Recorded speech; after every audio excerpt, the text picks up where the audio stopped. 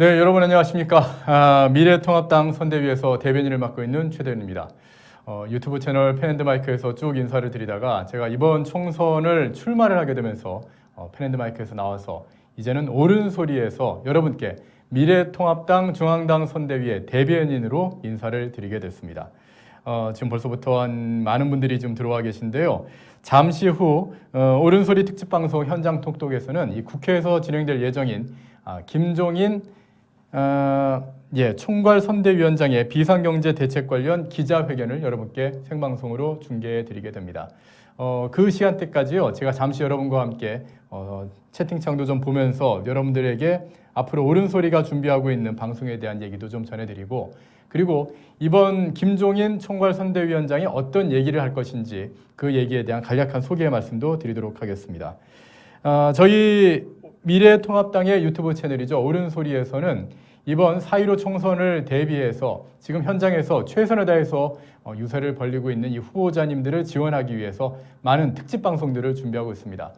4월 2일 이 공식 선거운동 기간이 시작되면은 이때부터 아침 7시 반부터 이 뉴스쇼 미래를 시작해서 한 12시간 정도의 특집 생방송을 준비하면서 이 생방송을 통해서 각 지역의 후보님들을 지원하고, 그리고 유권자님들에게 올바른 선택을 할 수 있는 그런 방송을 만들고자 합니다.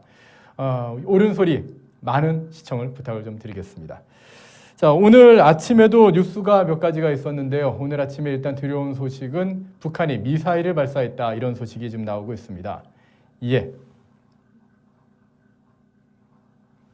제가 채팅창을 보면서 여러분과 대화를 하면서 한번 얘기를 해보도록 하겠습니다. 환영해 주시는 분들 감사합니다. 얼음꿀님도 환영해 주시고요.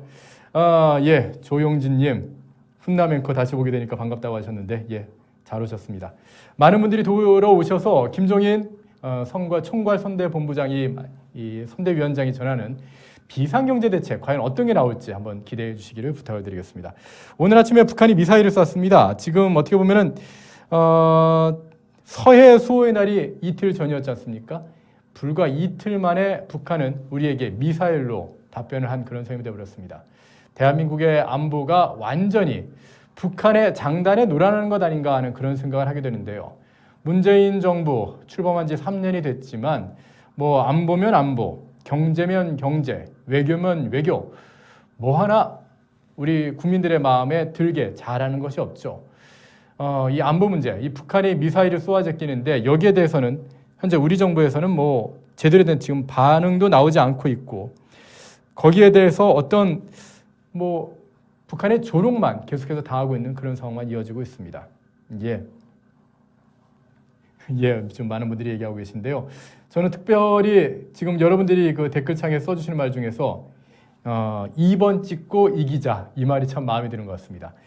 재치 있는 그런 댓글들 계속해서 달아주시기를 부탁을 좀 드리겠습니다. 오늘 좀 일요일이라 그런지 많은 분들이 지금 들어오고 계신데요.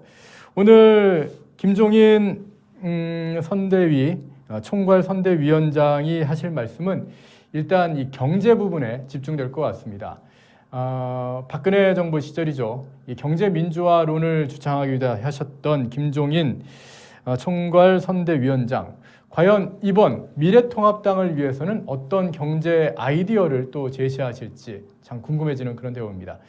그동안 많은 분들도 이런 얘기를 하시더군요. 김종인 총괄 선대위원장이 선택한 당이 선거에서 항상 승리해왔다.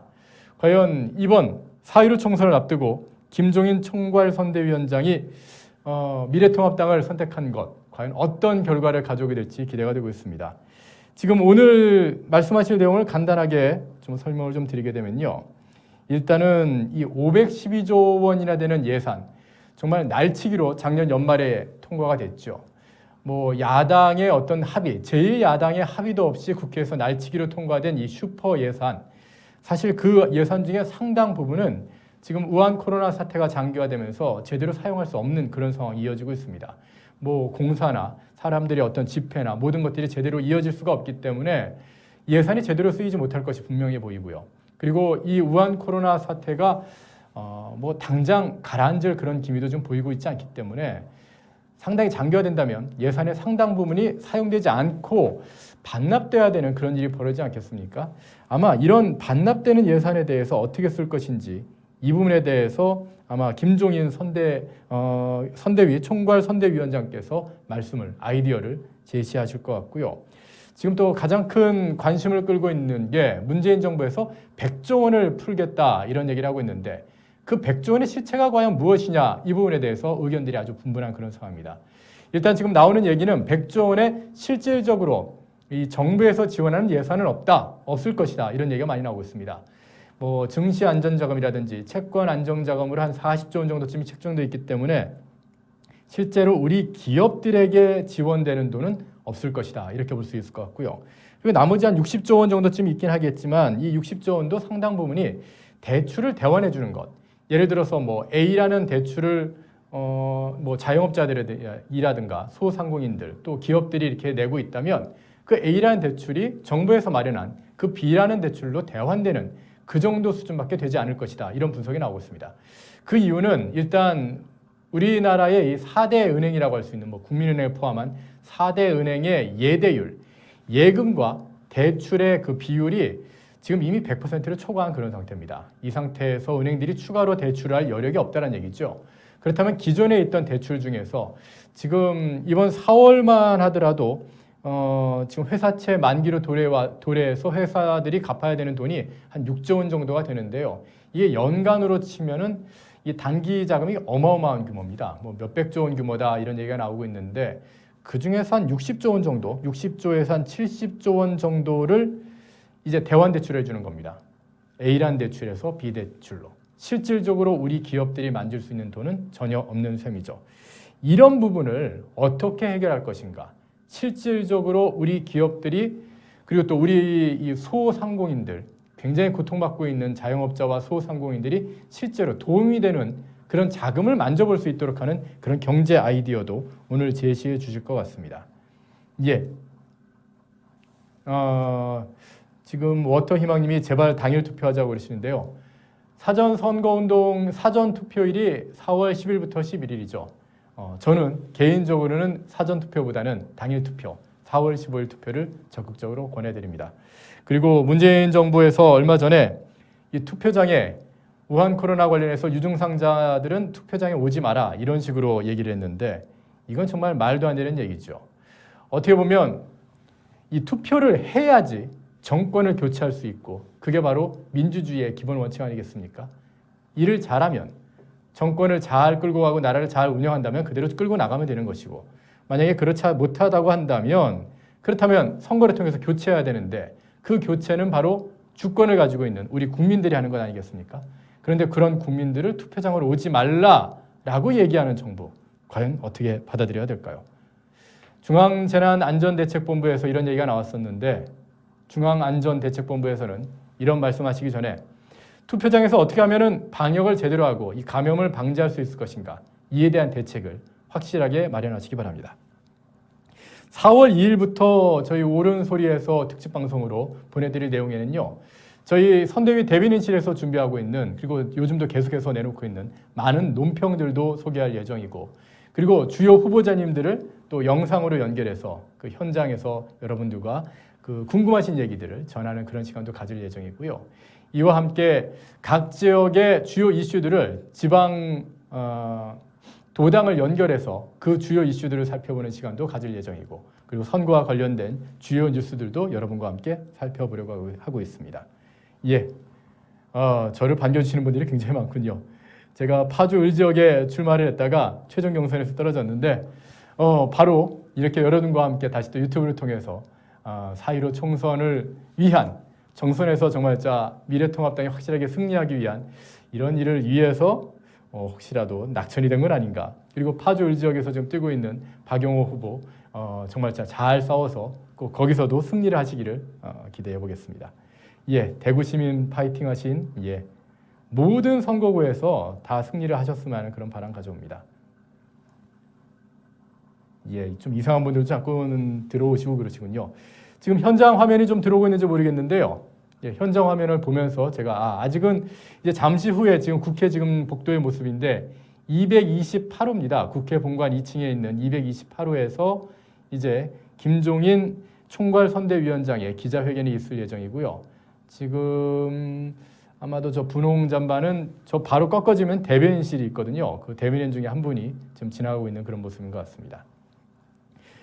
지금 미래통합당에서 내세우고 있는 선거 캐치프레이즈, 여러분께서 다 잘 아시듯이 힘내라 대한민국 바꿔야 산다, 이런 얘기인데, 여러분 힘내고 뭘 해야 되겠습니까? 저는 제일 먼저 권해드리고 싶은 이야기가 투표를 하셔야 된다, 이런 말씀을 드리고 싶습니다.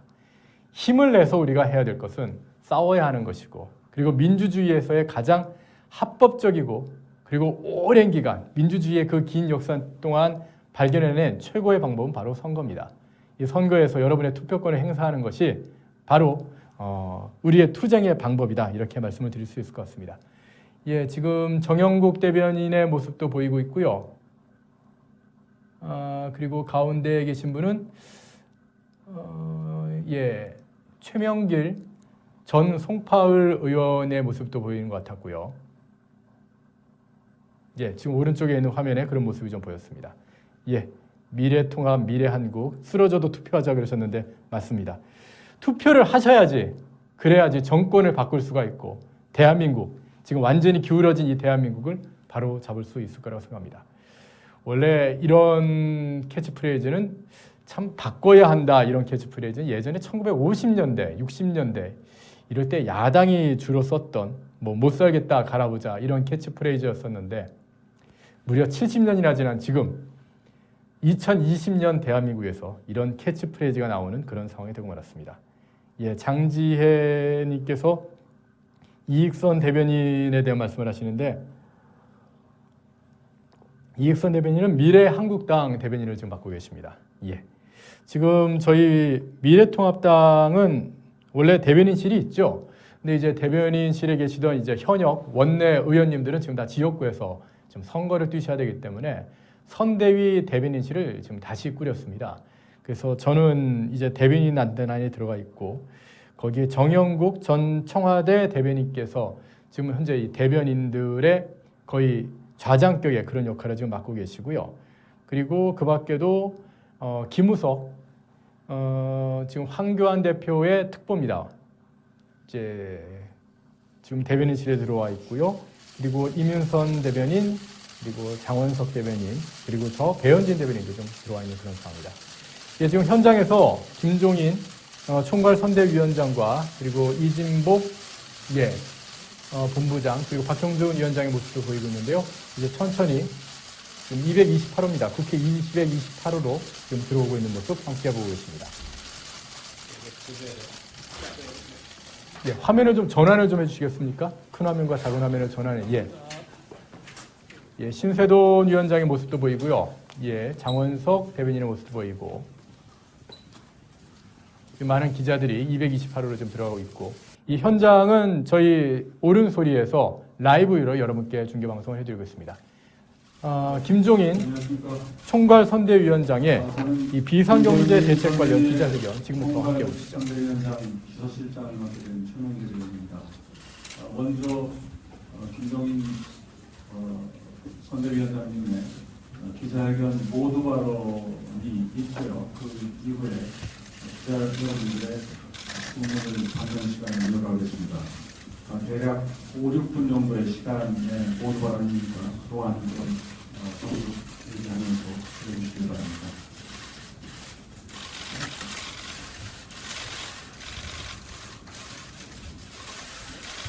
시작할까요? 네.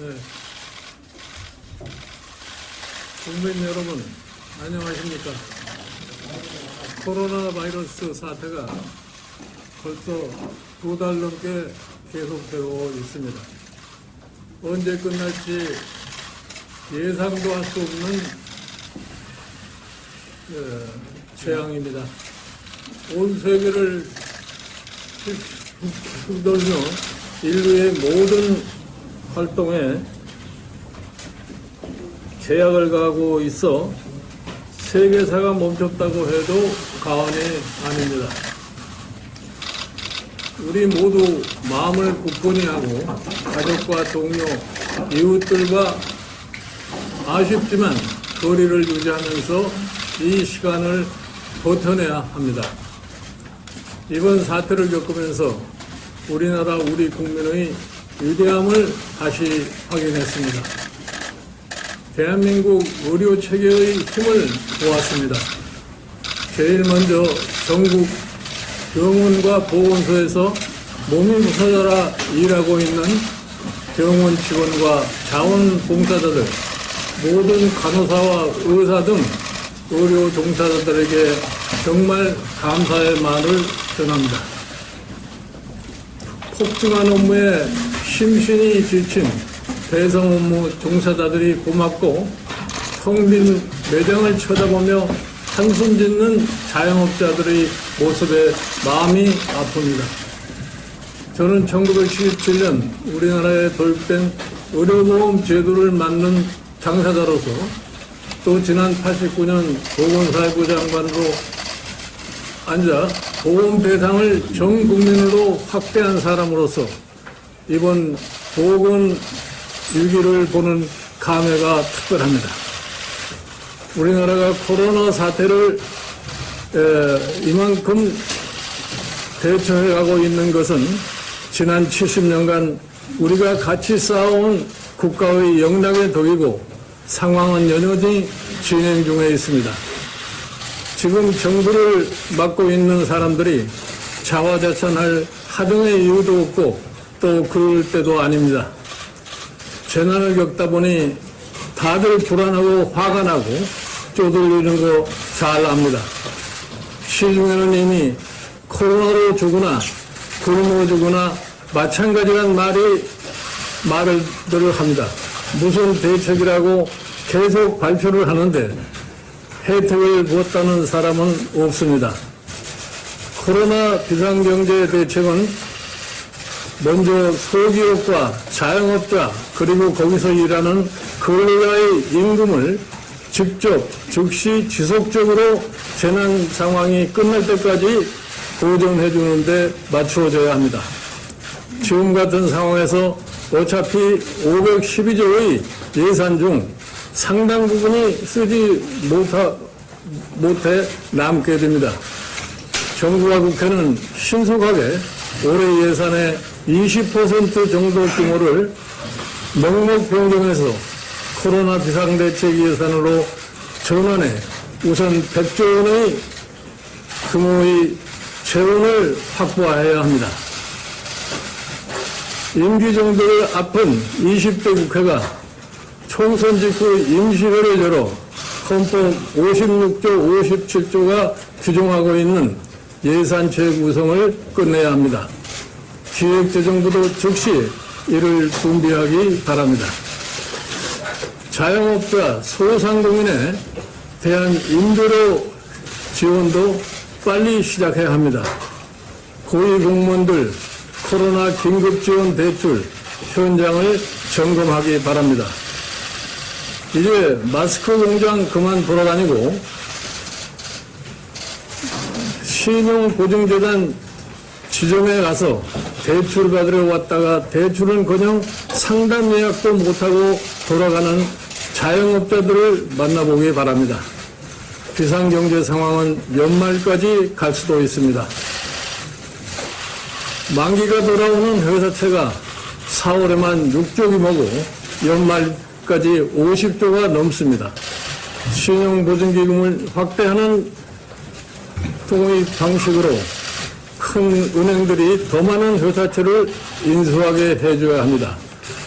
1,000조 넘는 시중 부동자금을 국채로 흡수해 비상경제대책 예비 재원으로 확보해주는 방안도 빨리 찾아보기 바랍니다.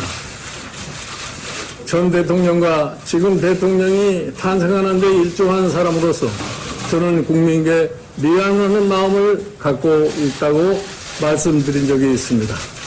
그런 탓에 문재인 정부 심판에 앞장서달라는 미래통합당의 요청을 거절할 수가 없었습니다. 그 송구한 마음 때문에 제 인생의 마지막 노력으로 나라가 가는 방향을 반드시 되돌려 놓아야겠다고 결심한 것입니다. 미래통합당의 총괄선거대책위원장으로서 야당의 승리, 국민의 승리를 이루어내겠습니다. 국회의석 과반 정당을 만들어서 6월 개원국회 개시 1개월 내에 코로나 비상경제 대책을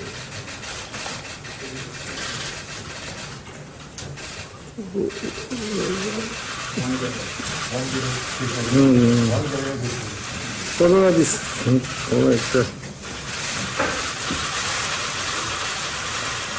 완결해 제시하겠습니다. 많은 분이 미래통합당을 어쩔 수 없이 지지한다고 하면서 충족해야지 않는 것 압니다. 제가 책임지고 포용하는 정당으로서 바꿔서 재난 상황 겪으면서 더 많아지고 더 어려워진 이 사회의 약자를 끌고 동행하겠습니다. 지난 3년간 잘한 것이 하나도 없고 나라를 경영할 능력도 없다는 걸 스스로 드러내는 정권은 심판받아 마땅합니다. 그걸 못하면 이 나라는 예측 불허의 상황에 빠질 것입니다. 그래서 이번 총선은 나라를 살리는 길로 돌아갈 수 있는 마지막 출구일지도 모르겠습니다. 이번 선거에는 50년대 야당의 선거구가 딱 맞습니다. 못 살겠다 갈아보자. 이게 민심입니다. 정부 여당의 무능과 부도덕함은 이미 국민 마음속에서 심판이 끝나 있습니다. 저들은 심판을 예감하고 떨고 있습니다. 투표만 하시면 됩니다. 마지막으로 짚고 넘어가지 않을 수 없는 기괴한 일이 소위 N번방 사건입니다.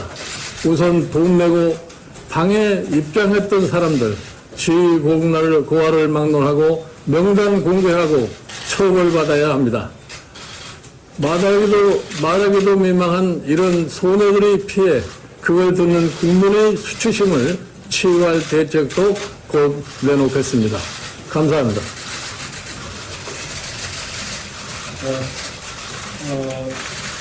기자들의 문자를 받을 예정인데요. 시간이 뭐 정해져 있는 건 아닌데 한 10분 정도, 15분 정도 예상하니까요. 손을 드시고 먼저 소속과 이름을 밝혀주시고 질문해 주시기 바랍니다.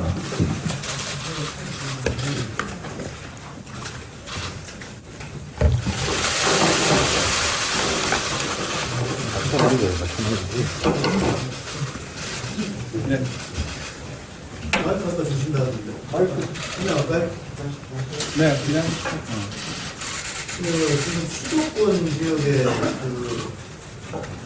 수도권 지역에 새로운 인물들이 많이 공천되다 보니까 지지 기반이 많이 약하다, 인지도가 많이 약하다 이런 우려가 나오고 있는데 거기에 대한 우리 위원장님의 대책하고요. 그다음에 지금 코로나 사태로 인해서 각 당의 정책 공약이나 이런 게 유권자들이 잘 모르는 부분이 많은데 혹시 민주당 측에서 TV 토론회를 한번 하자, 대국민 메시지를 전달하기 위해서 또 그런 요청이 있으실 때 먹을 계획이 있으신지 그 두 가지 좀 묻고 싶습니다. 예, 마지막 질문부터 말씀을 드리면 TV 토론에 요청이 있으면 기꺼이 응할 용의가 있습니다. 그리고 처음에 말씀하신 많은 신인들이 지금 배치가 되어 있기 때문에 인지도 문제가 있지 않겠느냐 하는 말씀을 하셨는데 이거는 앞으로 남은 선거 기간 동안에 나는 충분히 커버할 수 있다고 생각합니다. 왜 그러냐면은 이거는 과거와 달리 우리나라에 소위 말하는 매체가 많이 발달해 있는 상황이기 때문에 그 인지도를 제공한다는 것은 별로 그렇게 크게 문제가 되지 않으라고 생각합니다.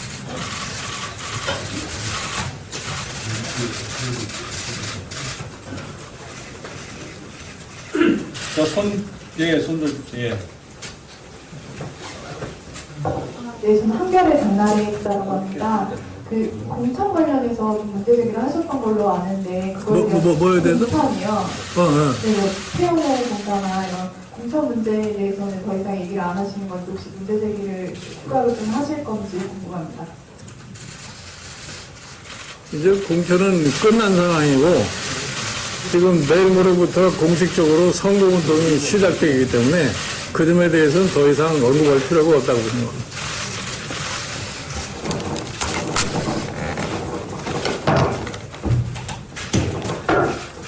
네. 네, 저 뒤에. 와이팅 김주환이라고 하는데요. 이전에 뭐 언론 인터뷰에서도 이 통합당의 경제정책과 관련해서 약간 비판할 부분이 있다는 취지로 말씀하셨던 것 같은데 어떻게 우선 평가하신 전체적인 말씀을 부탁드리고요. 통합당의 경제정책에 대해서 그리고 혹시 뭐 평할 부분이 있거나 할 게 있다면 어떤 부분을 좀 고치시겠는지. 예, 지금 뭐 통합당의 경제 정책에 대해서 뭐 이러고 저러고 논할 시기가 아니라고 생각합니다. 지금 이번에 코로나 사태로 인해 가지고서 실질적으로 경제 정책이 별로 효력을 느낄 수 있는 그런 분야가 없어요. 그렇기 때문에 일단은 지금 이 코로나 사태로 겪고 있는 이 민생 문제를 어떻게 해결하고 또 이 기존 이 생산 시설들이 앞으로 제대로 가동할 수 있는 그 터전을 갖다가 어떻게 만들어줄 것인가. 이것이 지금 시급한 과제가 아닌가 이렇게 생각합니다.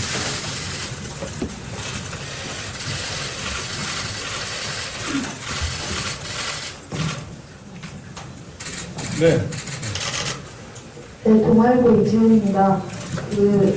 통합당 선거의 선대위 현장을 맡으셨는데 이번에 통합당이 선거에서 이길 거라고 확신을 하시는지 만약에 목표 의석수가 있다면 어떻게 생각하고 계신지 여쭤보겠습니다. 내가 일단 통합 선대위원장을 맡았기 때문에 선거 승리라고 하는 것을 전제로 하지 않으면은 선거를 끌고 갈 수가 없어요.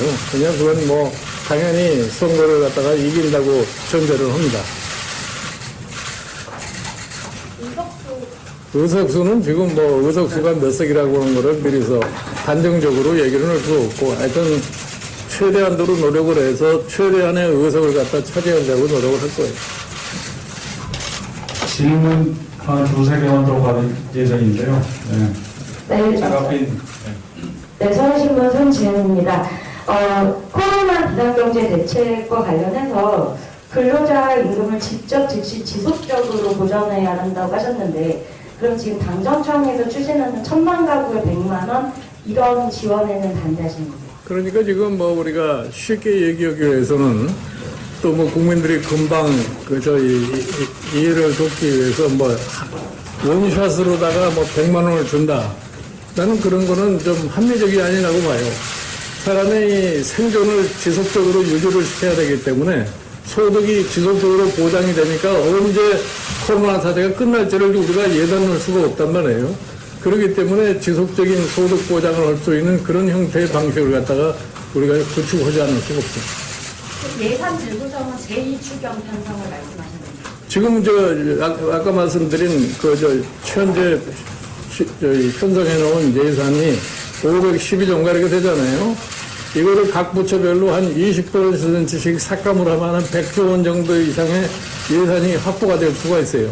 지금 이제 우리나라의 지금 경제 상황이 한 번도 경험하지 못한 그러한 아주 심각한 경제 위기에 도착을 했기 때문에 그러한 조치를 갖다가 정부가 빨리 취하지 않으면 안 될 겁니다.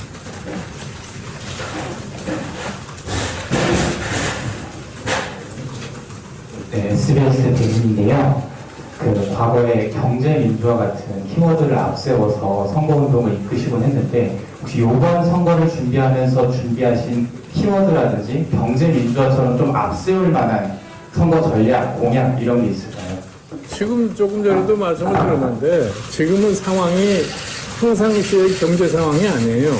그러니까 이번 이 선거에서 내세우고 있는 경쟁 관계는 지금 현재 이 아주 각박한 이 경제 현상을 어떻게 해소하느냐, 여기에 참 어려움을 겪고 있는 사람들의 생존을 어떻게 보장하느냐, 이것이 주가 될 수 있고, 그 다음에 이 코로나 사태가 끝나고 나서 경제가 지금 정상적인 상황으로 돌아갈 것 같으면 지금 세계 각국이 어떠한 소위 경제 문제에 봉착할 수 있을지도 모르니까 그러한 것을 우리가 어떻게 대처해 나갈다고 하는 그런 준비를 국민들에게 설명을 하고서 선거를 할 수밖에 없습니다. 네. 채널의 이민찬 기자입니다. 문재인 정부 탄생 문재인 정부 탄생에 원죄가 있다는 표현을 하셨는데요. 구체적으로 어떤 부분이 제일 후회가 되시는지 한 말씀 부탁드리고요. 무슨 생각? 네, 그리고 하나 아니 추가하고 하나는 내가 이 솔직하게 말씀을 드려서 최근에 와서 내가 그런 소리를 많이 들어요. 그러니까 그것이 국민들이 얼마나 그동안 이 문재인 정부에서 사실은 어려움을 겪었다는 나는 방증으로 받아들입니다. 그러니까 우리가 이러한 상황을 초래하는데 우리 당신이 책임이 있다고 하는 것을 느끼시는 얘기를 갖다가 많이 듣기 때문에 내가 그걸 갖다 그대로 수용한다는 말을 하는 겁니다. 추가로 무슨 질문한다고 했어요? 문재인 정부 코로나 대책에 대해서 평가 한번 부탁드립니다. 글쎄 뭐 문재인 정부의 코로나 대책에 대해서는 아니 뭐 그동안에 우리 코로나 정책에 우리나라에 조금 전에 우리가 모두에 얘기한 것처럼 의료진 거기에 의료에 종사하는 모든 사람들 그걸 뒷받침할 수 있는 재정제도 이러한 것이 동시에 작동하고 그 정부는 그거를 이용해서 당연히 해야 할 일을 했다고 나는 생각을 해요. 뭐 거기에 뭐 저 첨가해서 무슨 뭐 잘했다 못했다 이런 얘기는 할 필요가 없지 않나 이렇게 생각해요. 네, 마지막으로 한두 개만 더 받고 의견을 끝낼 예정인데요. 쉽게 전함해 주시죠.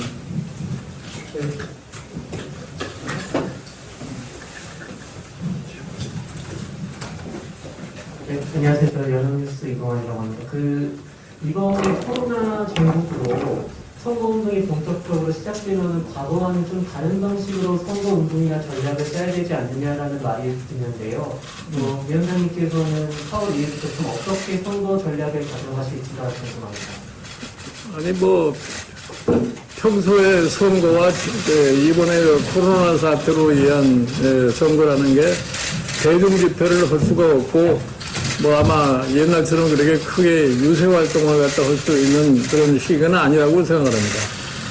그러나 제가 보기에 우리나라에 지금 그동안에 발달한 IT 매체 등등을 통해 가지고서 일반 국민에게 저희 각 당에 자기네들이 가지고 있는 소위 선거 관련 홍보는 충분히 가능하다고 이렇게 생각하기 때문에 이 자체가 별로 그렇게 크게 선거에 뭐 지장을 초래한다고는 생각하지 않습니다.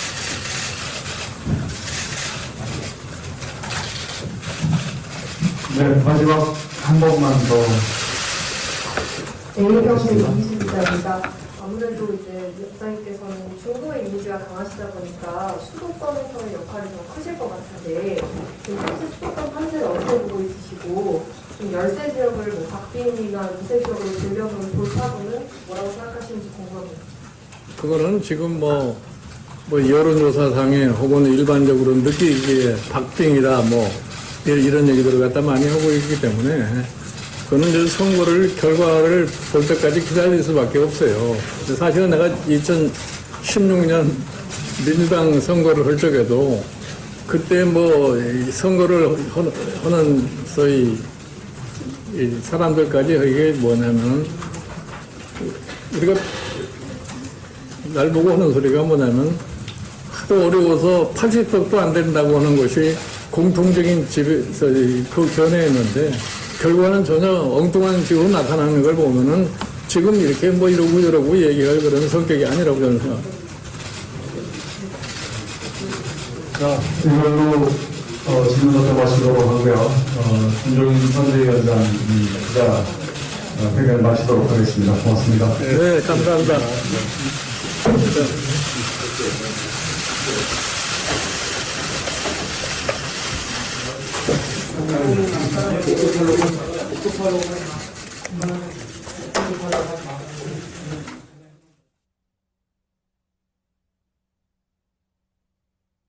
관련 기자회견을 함께 보셨습니다. 일단 제가 좀 정리를 좀 해드리면요. 지금 현재 김종인 위원장의 말씀은 512조 원의 초슈퍼 예산이 있는데 이 예산이 올해 제대로 집행되지 못할 가능성이 매우 크다.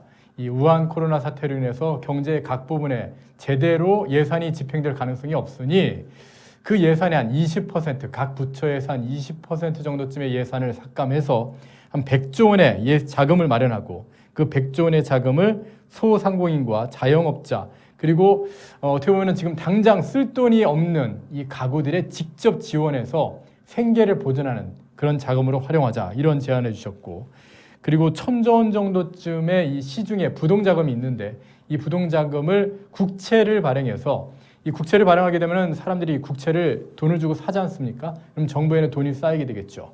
이 돈을 가지고 역시 마찬가지로 소상공인과 자영업자 그리고 일반 그 가정에 이 생계 자금을 지원할 수 있는 그런 재원을 마련해 보자 이런 얘기를 했고요. 지금 제가 쭉 말씀을 듣다 보니까 제일 와닿는 말씀이 본인이, 그러니까 김종인 위원장 본인이 문재인 정권 탄생에 큰 일조를 했다, 큰 도움을 줬는데 지난 3년간 국민들에게 너무나도 큰 고통을 줬고, 국민들이 그 고통받고 있는 그 목소리, 또 자신이 개인적으로 만나는 사람들이 김종인 위원장도 이런 사태에 대해서 책임 있는 것이 아니냐 이런 말에 대해서, 이런 질문에 대해서 책임감을 느끼고 있다. 그래서 반드시 내가 책임을 지고, 김종인 위원장이 책임을 지고 나라가 지금 현재 나아가고 있는 그 방향 자체를 제대로 돌려보겠다 이렇게 얘기를 하고, 그리고 국민께 승리를 안겨드리겠다 이런 얘기를 했습니다. 그리고 국회가 개원을 하게 되면 1개월 안에 비상경제 대책을 완결짓겠다 이런 얘기들을 하셨고요. 그리고 또 특이한 내용은 N번방 사건 같은 경우는 대한민국 국민에게 수치감을 준, 정말 자괴감을 준 그런 사건인데 성역 없는 수사를 촉구하는 그런 말씀을 하기도 했습니다. 제가 기자들의 질문 내용을 좀 정리를 해봤는데요. 경북일보에서는 지금 현재 수도권의 지지 기반이 약한 그런 신인들이 대거 배치되어 있는데 어떻게 극복할 것이냐라는 이런 질문을 했었고, 이와 비슷한 질문이 연합뉴스에서도 이 선거 전략에 대한 기본 질문이 있었는데요. 이에 대해서 김종인 선대위원장 같은 경우에는 이렇게 얘기를 하는군요. 지금 현재 선거는 과거와는 완전히 다르다. 과거에는 대규모 유세를 하고 그리고 유세차가 돌아다니고 집회가 열렸지만 지금 우한 코로나 사태로 인해서 이런 어떤 유권자들을 모을 수 있는 이게 불가능하기 때문에 IT를 기반으로 한 뉴미디어 기반의, 지금 저희가 전해드리고 있는 유튜브 채널이 바로 그런 얘기가 되겠는데요. 이런 유튜브 채널 등 또 SNS 등을 통해서 새로운 선거운동을 통해서 수도권의 어떤 인지도가 약한 후보들도 충분히 그 인지도를 끌어올릴 수가 있고, 그게 아마 새로운 김종인표 선거 전략이 될 것이다 이렇게 설명을 하셨습니다. 충분히 승산이 있다 이런 얘기를 하시는군요. 그리고 한겨레 신문에서 이제 미래통합당, 미래한국당 이 공천에 대한 자본이 참 많지 않았느냐, 이 공천 문제에 대해서 어떻게 할 것이냐라고 질문하니까 단칼에 잘라버리시는군요. 공천은 끝났다. 더 이상의 공천 문제에 대한 거론은 받지 않겠다. 이제 선거가 시작됐으니 오직 선거에만 집중하고 승리만 바라보겠다. 아주 그냥 단칼에 날려버리셨습니다. 잘하셨습니다. 한겨레에서 꼬투리 잡으면서 다시 또 과거로 돌아가려고 하는데 이런 질문은 절대로 받아서는 안 될 것입니다. 자, 그리고 YTN에서도 이 통합당의 경제정책에 대해서 이렇게 얘기를 했는데요. YTN 같은 경우도 지금 현재 문재인 정권에 상당히 좀 우호적인 그런 언론 중에 하나죠.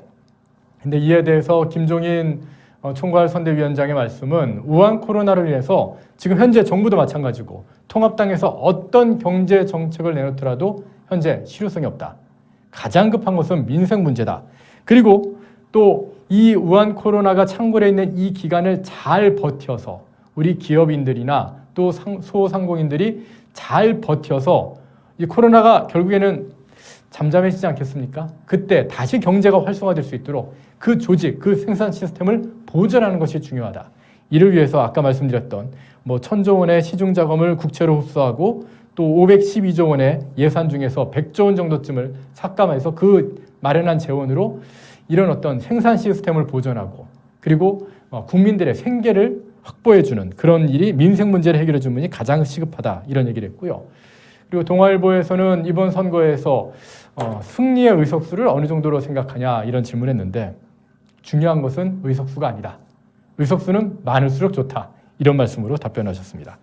그런가 하면 서울신문에서는 이 근로자 임금에 대한 어떤 직접 지원에 대한 구체적인 얘기를 말씀드렸는데 그거는 제가 아까 방금 설명드린 대로 이 코로나 사태가 언제 끝날지 모르기 때문에 그때까지 재원을 마련하는 게 가장 중요하다 해서 이 1,000조 원 국채 그리고 512조 예산에서의 100조 원 정도쯤의 예산 확보, 재원 마련이 지금 가장 중요하다 이렇게 얘기를 했고요.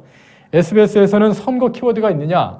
박근혜 정부 시절에는 경제민주화라는 키워드를 가지고 박근혜 대통령을 당선시키셨는데 선거 키워드가 있냐라고 그랬더니 말씀을 특별한 키워드가 없다라고 말씀을 하셨는데 저는 이런 단어가 딱 귀에 들어왔습니다. 생존. 우한 코로나 앞에서 지금 당장 급한 것은 대한민국의 생존이다. 예, 생존, 살기 위해서는 투표하셔야 되고요. 그리고 바꿔야 합니다. 그래야지 대한민국이 살아남을 수 있습니다.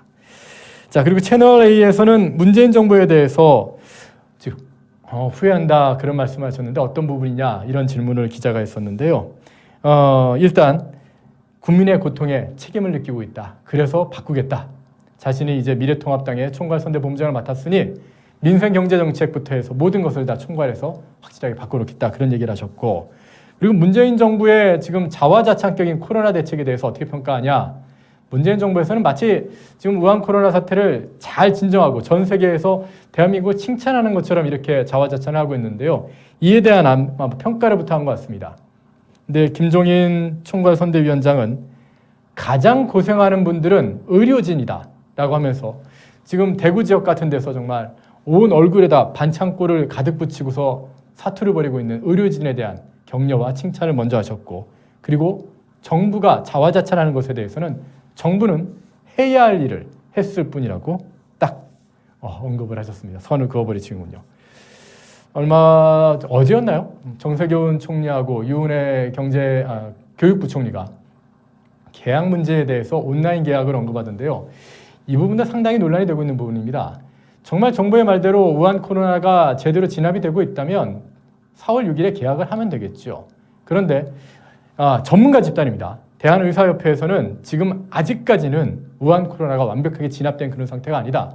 학교에서 만약에 싱가포르처럼 집단 감염 사태가 벌어진다면 그거 감당할 수 없다. 계약에 대해서 신중하게 접근해야 된다. 학교에서의 집단 감염을 방지하는 것이 먼저다라는 얘기를 하고 있습니다. 정말 문재인 정부에서 지금 우한 코로나 사태를 제대로 잘 관리하고 있는지 의심이 되는 그런 대목인 것 같습니다. 예, 그리고 마지막에 제가 기자가 어느 언론사인지를 제가 잘 못 들었는데요. 수도권의 판사 어떻게 보시냐 이런 질문을 여자 기자가 얘기를 했는데 이런 얘기를 하시는군요. 자신은 2016년에도 이 선거를 쭉 지휘를 했었는데 여론조사대로 되지 않더라. 아주 의미심장한 얘기입니다. 지금 엊그저께였습니다. 어제였나요? 심재철 통합당 원내대표의 지역구죠. 안양. 똑같은 RM소치라고 하는 이 여론조사 기관에서 여론조사를 했는데 날짜도 같습니다. 조사 기간도 똑같고요. 다만 발주한 곳이 중부일보였나? 하여튼 지역지하고 그리고 MBN 중앙지하고 두 군데였는데 이 발주처가 다른데 결과가 두 여론조사가 결과가 무려 15%포인트 나눴습니다. 어떻게 같은 지역을 같은 날짜에 조사를 했는데 같은 기관에서 조사를 했는데 여론조사가 15%포인트나 그 결과가 차이가 납니까? 현재 여론조사 방법이나 또 여론조사에는 허점이 많다, 한계가 있다 이렇게 볼 수가 있을 것 같습니다. 예, 미래통합당의 유튜브 채널입니다. 옳은소리에서 준비한 특집방송 현장 톡톡 이제 마쳐야 할 시간인데요. 저희 옳은소리에서는 4월 2일부터 특집 생방송을 준비하고 있습니다. 아침 7시 분부터 저녁 7시까지 하루에 한 12시간 정도쯤의 특집 생방송 준비하면서 이 방송을 통해서 4.15 총선에서 현장에서 최선을 다해서 승리를 위해서 당선을 위해서 뛰고 있는 우리 후보자들 지원하는 그런 방송을 하게 됩니다. 앞으로 있을 생방송에 우리 시청자 여러분 그리고 또 미래통합당을 지지하는 모든 유권자 여러분 그리고 대한민국 국민 여러분께서 많은 시청을 해주시길 부탁을 드리겠고요. 응원과 격려 그리고 댓글도 보내주시기를 저를 응원해 주시는 것도 좋은데 일단은 지금 김종인 총괄선대본부장님의 그 전략들 또 이와 보조를 맞춰갈 미래통합당에 많은 응원을 보내주시기를 부탁을 좀 드리겠습니다. 이상으로 현장 톡톡 모두 마치겠습니다. 저는 다음 특집 방송 때 또 인사드리겠습니다. 지금까지 중앙선대위 대변인을 맡고 있는 최대현이었습니다. 여러분 고맙습니다.